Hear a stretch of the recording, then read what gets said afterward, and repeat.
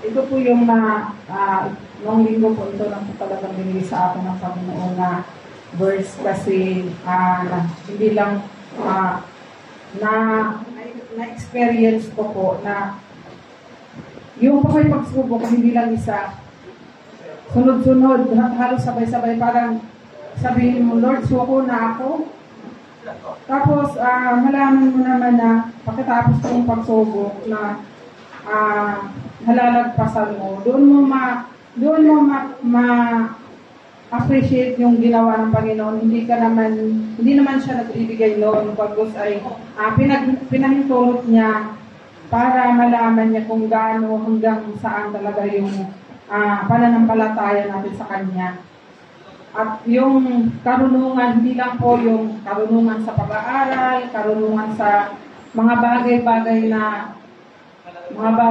na hindi naman talaga importante sa buhay natin, kundi yung karunungan na matuto ka at malaman mo kung kailan ka nagkamali, kailan ka nagkasala, at kung kailan ka lumapit sa kahit humingi ng tawad. Kasi na-experience ko po nung last week lang, nagpa-check up kami sa PDH.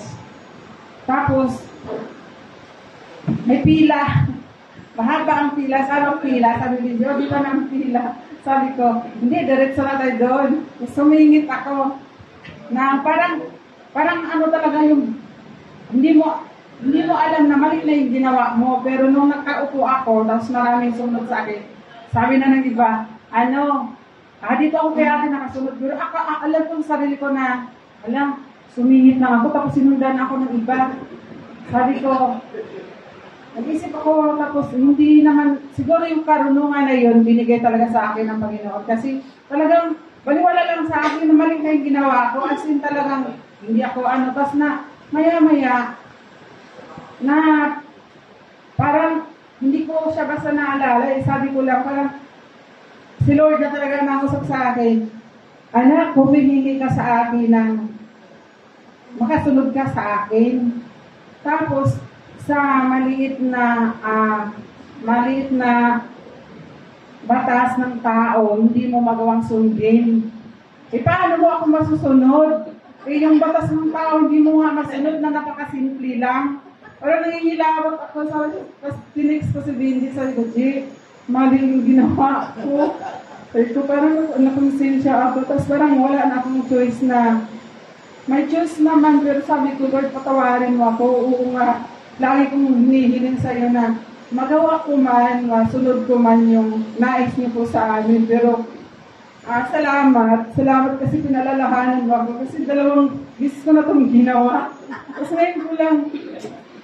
ngayon ko lang maalala, salamat kasi pinalalahanan mo ako. Sabi ko nung tayo na yan, hindi pala yung karunungan, hindi lang basta sa mga bagay na kailangan natin pag-aralan. Kailangan pala magiging aware tayo sa paalala sa atin ng Panginoon.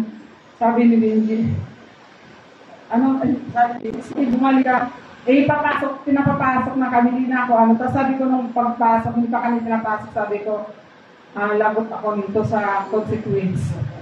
Kasi mali yung ginawa ko Baka mamaya, masungit yung doktor sa akin, o baka mamaya, magiging resulta. Pero napakabuti ng Panginoon kasi pag humingi ka ng tawad sa Kanya, automatic pinapatawad ka niya. Huwag na lang natin ulit-ulit yung pagkakamalan natin.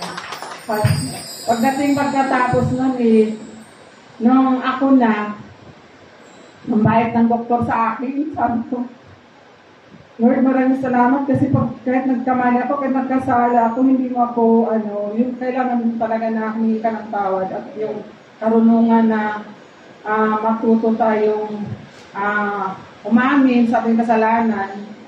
Kaya, nung mabasa ko itong verse na to, sabi ko, talagang patuloy akong pinakilala ng Panginoon, kaya purihin po ang Panginoon.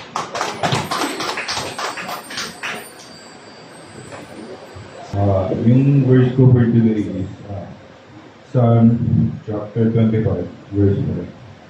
Thy vineyard truth and teach me, for you are godly Savior, and my hope is in you all day.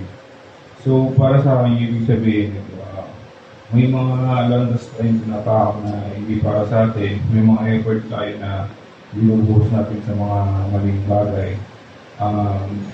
Minsan nalidismaya tayo kung hindi natin na-achieve yung mga sinusubukan natin. Ganun pa man, ang tiwala lang tayo kay Lord, baka may ibang nakalaan para sa atin. Hindi lang yung pinagtutuunan natin ng effort. Hindi lang.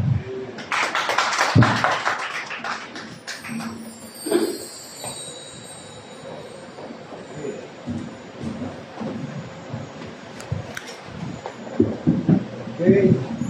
Salamat po sa presentation.